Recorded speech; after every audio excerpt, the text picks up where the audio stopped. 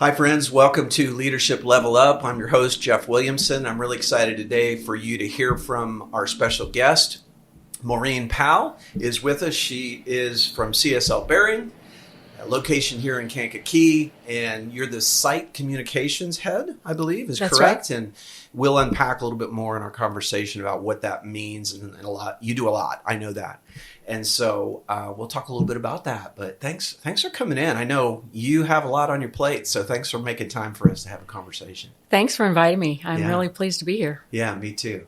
You were on our list from way back. It's just a matter of calendars aligning. So Right. I'm really excited to have you here today with us.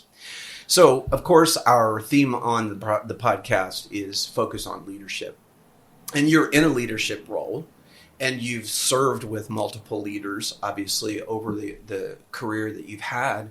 I'd love to hear some initial thoughts on who were maybe some types of leaders or some leaders that were really significant in your growing as a professional to say, hey, that's somebody that I really watched and paid attention to and thought, that's good. So who might be who might be some of those people, or what might be some traits that you really admired in them? Yeah. Well, I've been really fortunate to have a lot of people in my career who really saw things in me that I didn't see in myself. Starting with my first boss out of college. I just wanted to get a job, and I got a job, and I was happy to be working.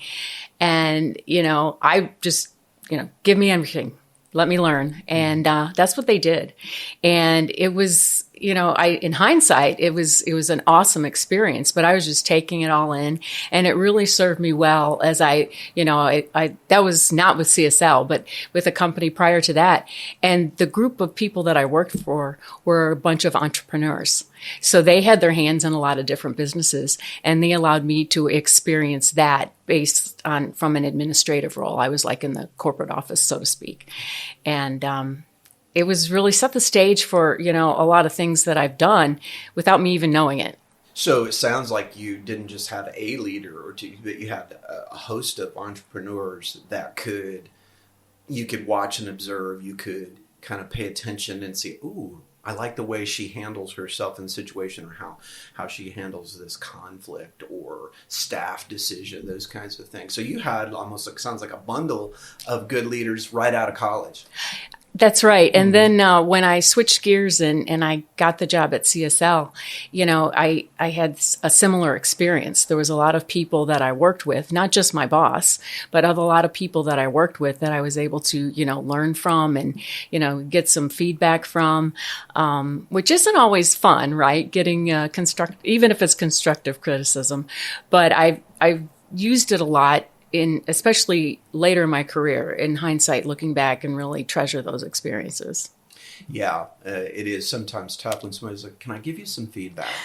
I think we all kind of go, "Sure, yes, go ahead." But a big part of that, and I'd be interested in your thought. A big part of that too is how then do we receive that? Right.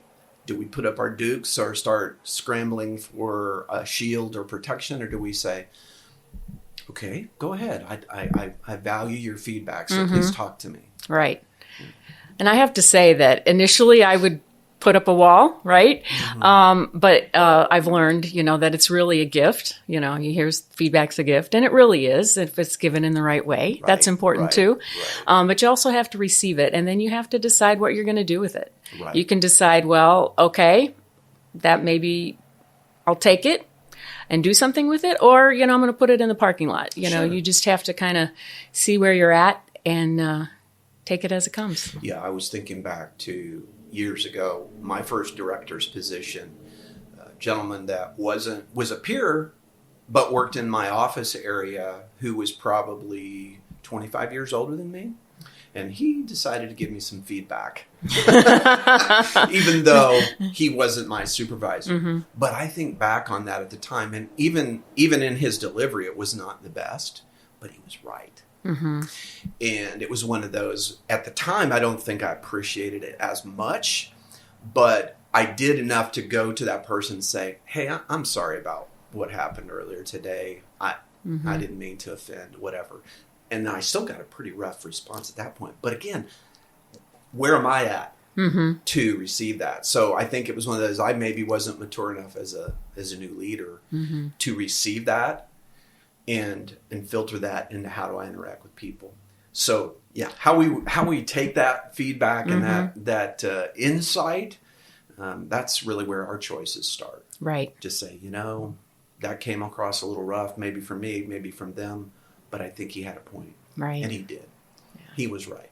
I could have handled it better, but I thought I had every right to, charge in and do what I said. So sometimes those things happen. So we learn some things along the way, don't we? Oh, we do. And I keep learning all the time. Right. That's one thing I say is I learn something new every day.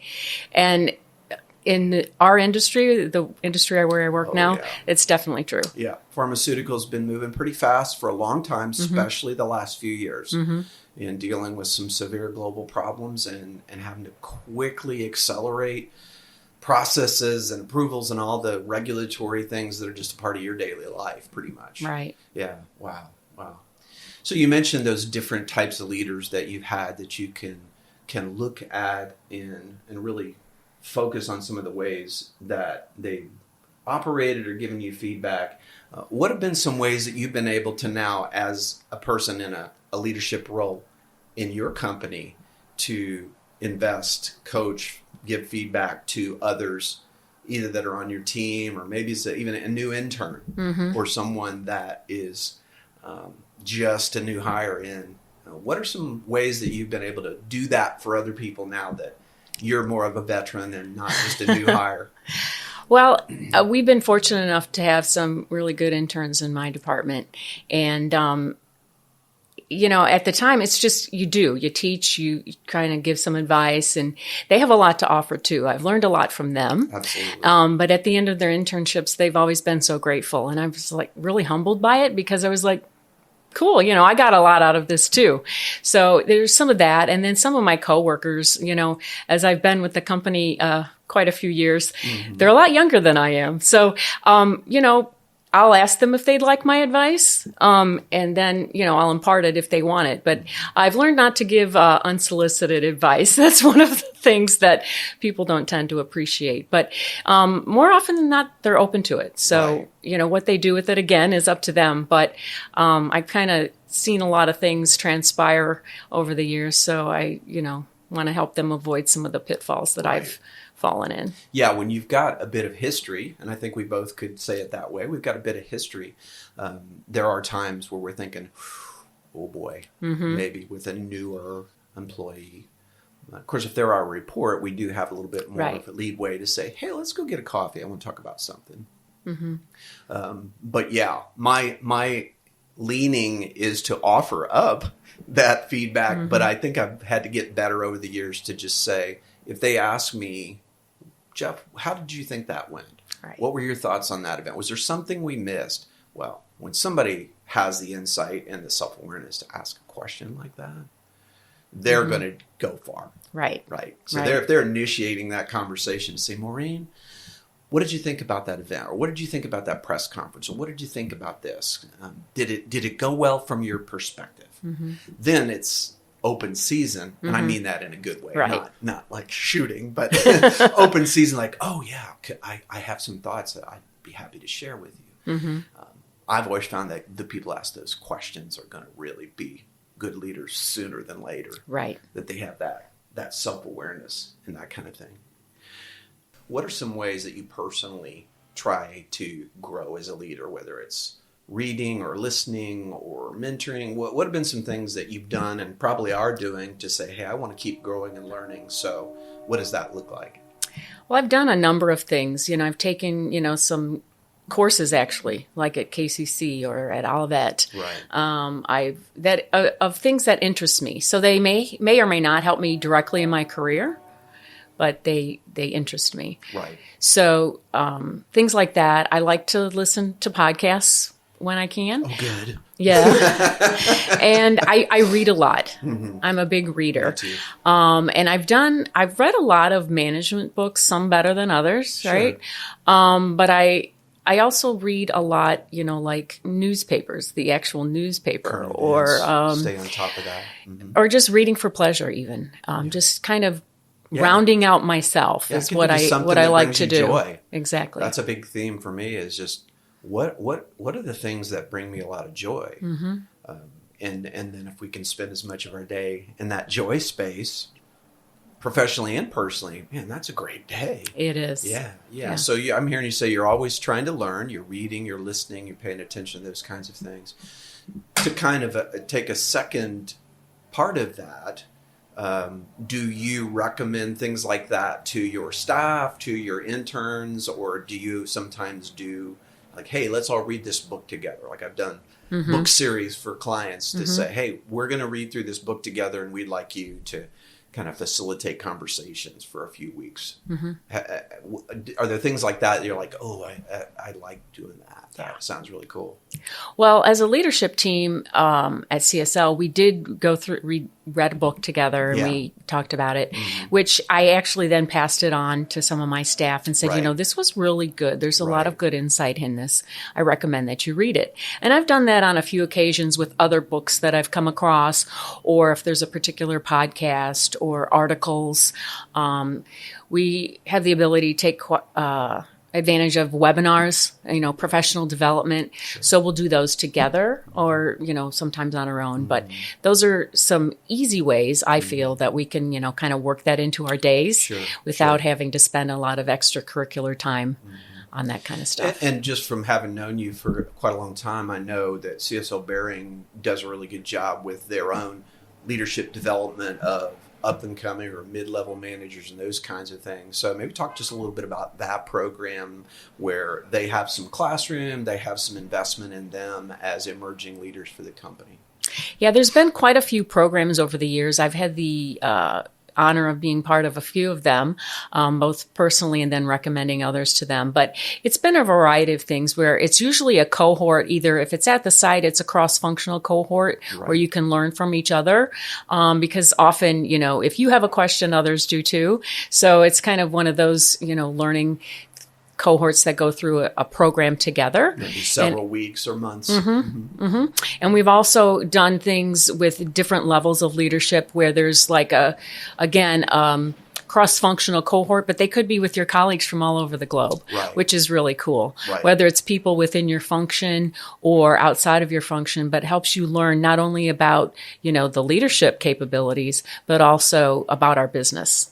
Yeah, I think there's so much power in that variety of duties and departments and responsibilities that they're learning leadership in the context of their assignment, their work, their location. If they're a global group that's doing some training together, they not only bring all those business perspectives together, but maybe even some cultural perspectives together, because I know CSL has plants all kinds of locations internationally. And so I think there's a rich opportunity there when you bring those people together from plants that are maybe on the other side of the globe. Yeah, there really is a big advantage to that, putting faces to names. And you're right, learning to know people as people and not just as what they do at work.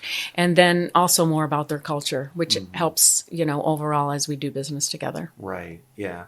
That made me think about one of the books that I read where they talk about the internal and the external perspective that we can have as leaders, where the internal being like, I'm just interested in me and how I can get what I think I need. But the external perspective is, how can I serve you better? How can I be a great colleague? How can I see things that I might even be responsible for that I can do better so it helps Maureen's team? Right. I love those kind of perspectives. Sometimes people talk about servant leadership, those kinds of things. So those are fun to read about and talk about with your teams. So here in the next minute or two, want to ask you just another question or two. So one of my favorites is if we can look back to, say, you and I are 25, well, a few years ago. A few. What advice would you give to your 25-year-old Maureen now, based on what you know now? Boy, yeah, there's a few things, right? I would not be so hesitant to try new things. That's good. I used to be afraid, if I should know this, right? If I don't know it very well, I'm not going to do well, and that'll reflect poorly on me. At this point, it's like, let's go. Let's try something new. And the other thing would be to not be afraid to say no, because you can get overwhelmed and burn out. Right. And, if nothing else, the pandemic taught me that, work was overwhelming. Mm-hmm. There was a lot of things going on personally during that time with our family. And wow. Yeah.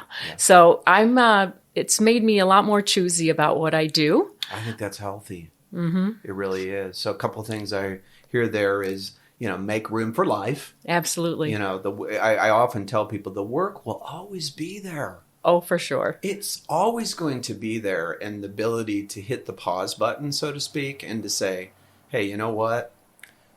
I'm going to have to come back to that because there's something really important that's happening in my family's life or my life, and that's going to take priority. And that's not always popular, even in some organizations, to say, there's something more important to me than my work. Right. That's hard for a lot of leaders to hear. So the other thing that you mentioned was kind of taking those chances, or not being, maybe even not being fearful of things, or we're not certain of the outcome. Mm-hmm. As a recovering perfectionist, I was leaning more toward, don't let them see you sweat. That old motto. Don't let anybody see any cracks. As a young director, I mistakenly thought, I've got to look like I have all the answers, like I totally under control, because Lord forbid if somebody looks at me and thinks he's in over his head. He doesn't really know what he's doing. And of course, I've learned over the years that was probably the opposite of what I should have done. To go to a 20 plus year older colleague and to say, hey, could I ask your advice on something? I'm working through a decision, and honestly, I'm not sure what to do with it. Mm-hmm. And ask them and show my cracks and show that I'm human and that I'm real. And I think people actually are more drawn to that as friends and colleagues than kind of going, I got it all figured out, because I sure didn't. And it was hard work acting like I did. I hear you. Well, these conversations always go too fast for me. And we look at the clock and go, wow, have we really been here for that amount of time? Yeah. But thanks so much for coming in. We appreciate you're very plugged in our community, do a lot of things on behalf of the company, but it's also a reflection of you. And so thanks for what you do in this community. And thanks for coming on Leadership Level Up. It's been great to have you. Thanks, Jeff. I really appreciate it. It was fun. Thank you.